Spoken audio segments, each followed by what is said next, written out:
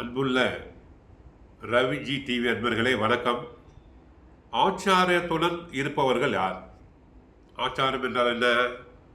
தெய்வ பக்தி, கடமைகளை சரிவர செய்தல், யாருக்கும் எந்த பாதிப்பும் இல்லாமல் இருத்தல்.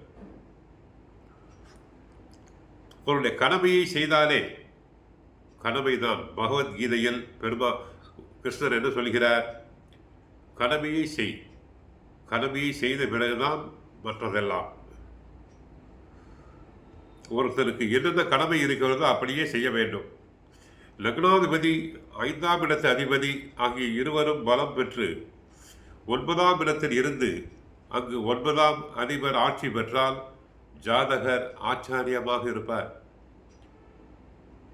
மிக ஆச்சாரமாக இருப்பார்.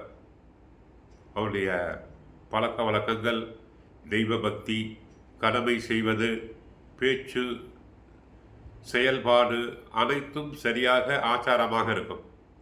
லக்னாதிபதியும் பாக்யாதிபதியும், அதாவது 1ஆம் அதிபர் 9ஆம் அதிபர் இணைந்து 12ஆம் இடத்தில் நின்றால் ஆச்சார அனுஷ்டானங்களை கடைபிடிப்பர். 1ஆம் இடம் லக்னாதிபதி, லக்னம். 9ஆம் இட அதிபதி பாக்யஸ்தான அதிபதி, 12ஆம் இடத்தில் அயன சயனஸ்தானம். ஆக 9ஆம் இட அதிபதிகள் 12ஆம் இடத்தில் நின்றால் ஆச்சார அனுஷ்டானங்களை கடைபிடிப்பார்கள். 12ஆம் இடம் மறைவு ஸ்தானமாயிற்று என்று சொல்லக்கூடாது. இங்கு 9ஆம் அதிபரும் லக்னாதிபதியும் மறைந்தால் எப்படி ஆச்சாரத்துடன் இருப்பார் என்று நீங்கள் நினைக்கலாம். 12ஆம் இடம் மறைவு ஸ்தானமாக இருந்தாலும் அது மோட்சத்தை குறிக்கும். உதாரணமாக, லக்னத்துக்கு 12இல் கேது இருந்தாலோ குரு இருந்தாலோ மறு பிறவி இல்லை. லக்னத்துக்கு 8ஆம் இடத்தில் குரு இருந்தாலும் மறு பிறவி இல்லை, தீர்காயுள்.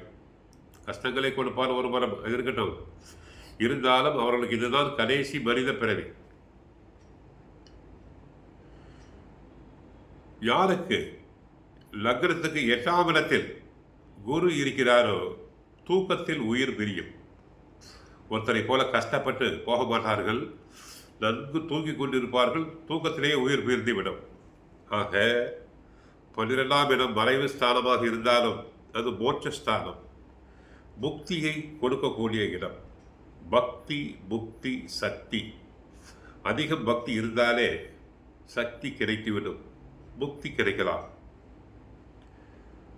ஆன்மீகத்தில் ஈடுபடக்கூடிய 9ஆம் அதிபர் அங்கு இருந்தால் கண்டிப்பாக ஆச்சாரமாக இருப்பார்கள். அனாவசிய கெட்ட பழக்க வழக்கங்கள் இருக்காது. எங்கும் அடிக்கடி வெளியே செல்ல மாட்டார், சினிமா பார்க்க மாட்டார், எந்த பழக்க வழக்கமும். அவருக்கு கெட்ட பழக்க வழக்கங்கள், ஊதுபத்தி பழக்கம், அதாவது ஊதுபத்தி என்றால் சிகரெட்டு பழக்கம், தீர்த்தம் என்றால் மது பழக்கம், மது, மாது, சூது எதுவுமே இருக்காது.